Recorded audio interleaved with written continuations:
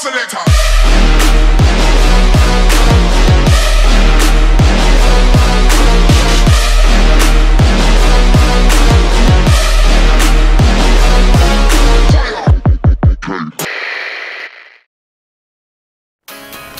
Ассаламу алейкум достар, сіздермен бірге Реал Спорт ТВ. Және бұл біздің кезекті онлайн жаттығуларымыздың бөлімі. Осы уақытқа дейін арнамызда ойыншыларға арналған бірнеше жаттығулар шыққан болатын, ал бұл жаттығулардың бөлімі қақпашыларымызға арналады.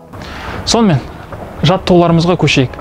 Ең алдымен бұл жаттығуларды орындамастан бұрын әуелі қыздырыну керек, орысша айтқанда разминка жасау керек. Бұл видеолар біздің арнамызда шыққан болатын. Мына жерде сілтеме бойынша қарасаңыздар болады, немесе видеоның астында да сілтеме қалдыратын боламыз, сол жерден қарап өтіңіздер. Және де қақпашылар тек қана қолмен ойнамайды, сонымен қатар аяқпен де футбол ойнайды. Сондықтан аяққа арналған пас жаттығуларында міндетті түрде орындау керек. Олар да біздің арнамызда бар ол жаттығулар.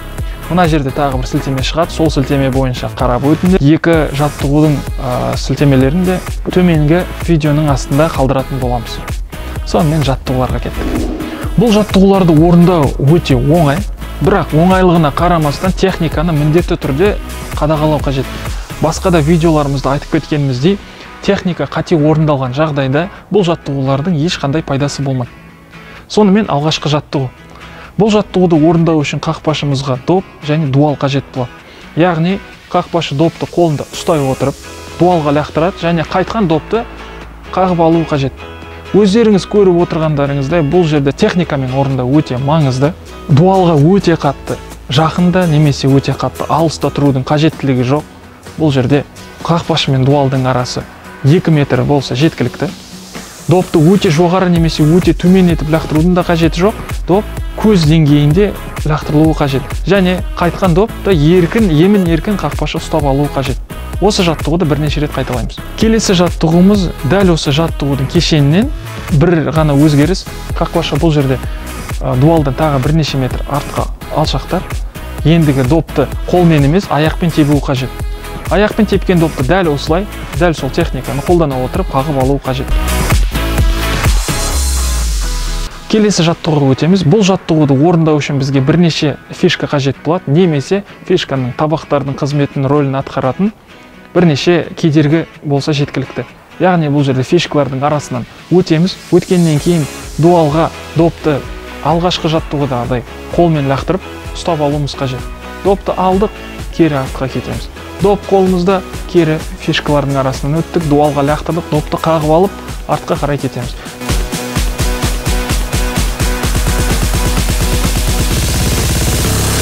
Бұл жаттығуды кем дегенде 2 кешен атқару керек. Бір кешенде 10 қайталау, яғни 10 рет жасағаннан кейін 1 минут үзіліс алып, тағы да 10 рет жасаймыз.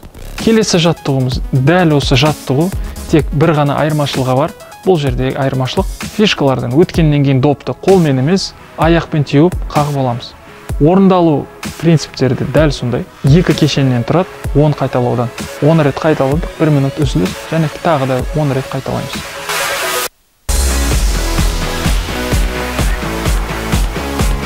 Келесі соңғы жаттығуымыз. Бұл жерге тек қана доп қажет болады. Допты аспанға, ауаға жоғары лақтырамыз. Және доп төменге түсіп келе жатырған кезде секіріп барып допты қағып алуымыз қажет. Бұл жерде де айта кететін басты мәселелердің бірі техника дұрыстап орындалуы қажет.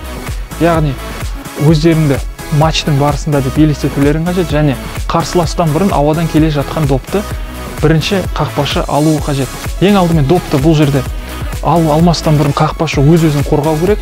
Өз-өзін қорғау үшін қарсыласқа зардабын тигізбейтіндей етіп, тізені алға көтеріп барып допқа секіру керек. Қолдар жоғарыда, бір тізе көтеріңкі, және де міндетті түрде дауысты шығарып барып допты алу қажет. Бұл жаттығуда өткен жаттығулар секілді 2 кешеннен тұрады. Бірінші кешенде 10 рет қайталадық, 1 минут үзіліс алдық, екіншісінде де дәл 10 қайталау атқарылды. Осымен біздің қақпашыларға арналған жеке жаттығуларымыз, онлайн жаттығуларымыз аяқталды. Қақпашыларға да айтарымыз, міндетті түрде бұл жаттығуларыңызды видеоға түсіріңдер, және де бізге жіберуді ұмытпаңдар. Барлығыңызға рахмет, сау болыңыздар.